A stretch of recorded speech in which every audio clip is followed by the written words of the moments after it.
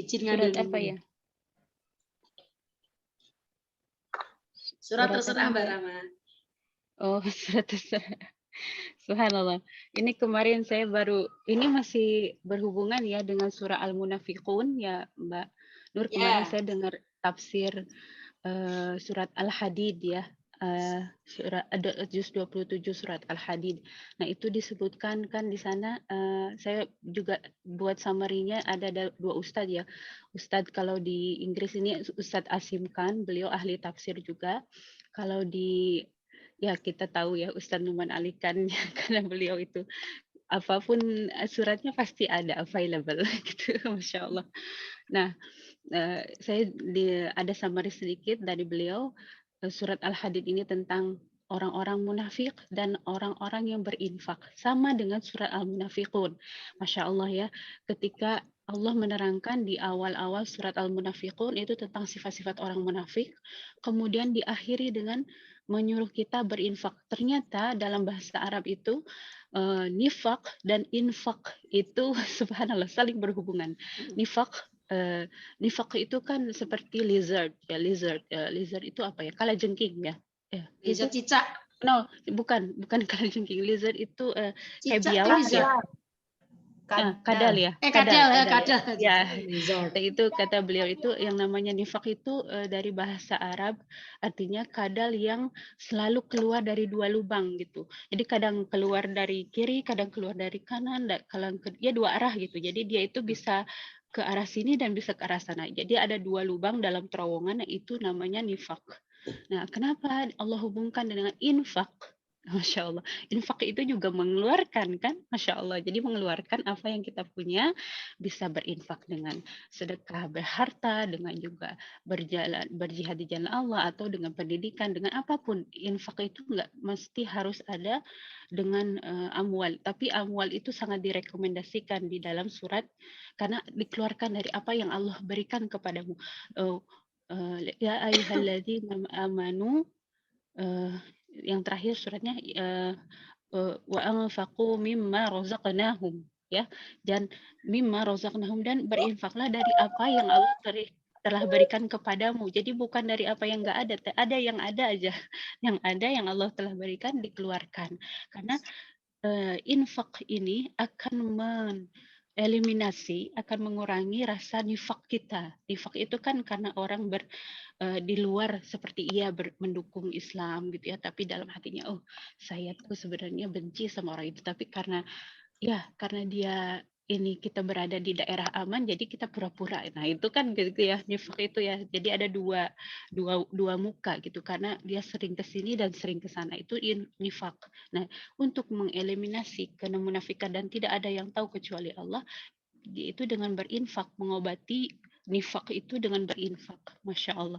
Itu juga nanti ada di surah Al-Mujadilah. Kalau mau bertemu dengan Rasulullah, kan Allah di dalam ayat pertama dulu. ya memberi sedekah dulu ya. Itu kan ditujukan ya ayyuhalladzina amanu. Kenapa di situ di amanu? Kenapa orang yang beriman ditunjukkannya? Karena ada di antara orang-orang yang beriman yang masih punya sifat nifak gitu. Jadi kata Allah berfirman bahwa kalau kalian ingin bertemu Rasulullah, berinfak dulu gitu. Karena dengan berinfak itu bisa membersihkan jiwa kita gitu ya. Dan kalau kamu nggak punya, Allah Maha Pengampun, Masya Allah ya. Jadi kalau nggak punya apa yang perlu dihempahkan kepada Rasulullah sebelum bertemu Rasulullah SAW, Allah Maha Pengampun. Jadi nggak usah khawatir gitu. Kalau nggak keharusan gitu. Jadi Masya Allah ya, ini singkatannya Mbak Anu ya, antara nifak dan infak itu sangat berkaitan gitu, Masya Allah. Ini bahasa Arabnya amazing ya, bahasa Al-Quran gitu. Dan di Arab Saudi juga ada satu terowongan. Kalau terowongan itu kalau dalam bahasa Arab bahasa infak, anfuk, ya, nafik, pokoknya itu akar katanya nun fa qaf aja. Nun fa qaf, infak, nafuk itu juga sama dengan terowongan. Jadi terowongan dalam bahasa Arab itu begitu, karena ada dua lubang ya, bisa ke depan, bisa ke belakang. Nah itu seperti itu. Jadi mudah-mudahan teman-teman bisa mentadaburi ya, bahwa kemunafikan itu akan ada terus dalam golongan umat Islam, tapi dengan ada obatnya, ada cara healingnya, ada cara cure-nya, yaitu dengan berinfak. Karena berinfak itu kita sudah membersihkan soul kita, diri kita itu. Hanya Allah yang tahu. Dengan berinfak itu mulai sedikit-sedikit kita mengurangi rasa nifak yang ada dalam hati-hati kita, dan mudah-mudahan Allah memberikan perlindungan kita dari sifat-sifat infak ini, munafik ini. Amin ya robbal alamin. Alhamdulillah, itu aja Mbak Nur ya. Singkat aja, tapi ini sangat amazing ya kata-katanya ya. Kita baca juga surat Al-Munafik ya. Ayatnya pertama tentang orang munafik diakhiri dengan infak. Masya Allah. Selalu betul. Sama dengan surat Al-Hadid juga begitu. Tentang orang munafik dan orang yang berinfak. Masya Allah. Iya, benar ya. Fikum. Terus Al-Munafik itu ditutup dengan wallahu khabirum bima ta'malun.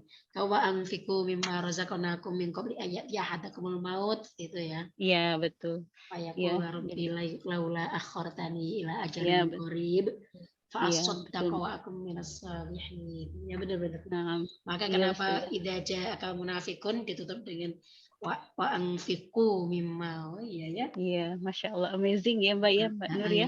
Bahasa Arab itu ya, antara nifak, infak itu ada hubungannya, Masya Allah. Berarti untuk membersihkan diri itu paling nedangnya paling cepat mungkin ya.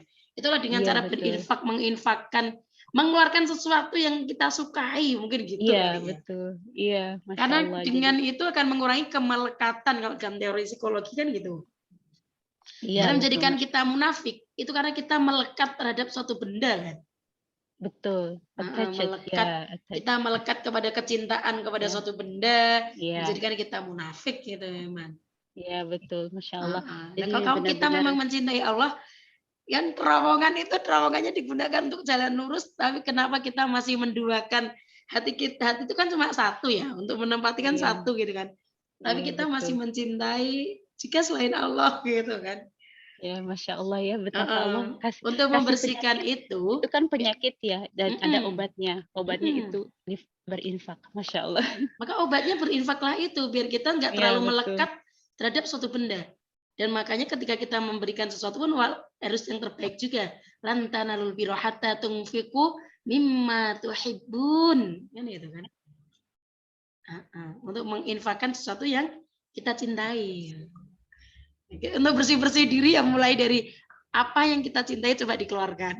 Ya, dilepaskan. Betul. Yang selain Allah loh ya. Kita lepaskan yang selain Allah. Tapi berat ya kayaknya. Masya Allah, betul. Nanti ada bahasanya lagi ya Mbak ya, tentang attachment kita, tentang hati kita masih terkait pada di eksternal kita, pada benda-benda di luar kita. Nah, nanti ada lagi bahasanya. Oke, bagus ya. Terima kasih banyak Mbak Rahma. Wa yaki Ustazah. Wa yaki Mbak Nur. Alhamdulillah dapat ilmu nih.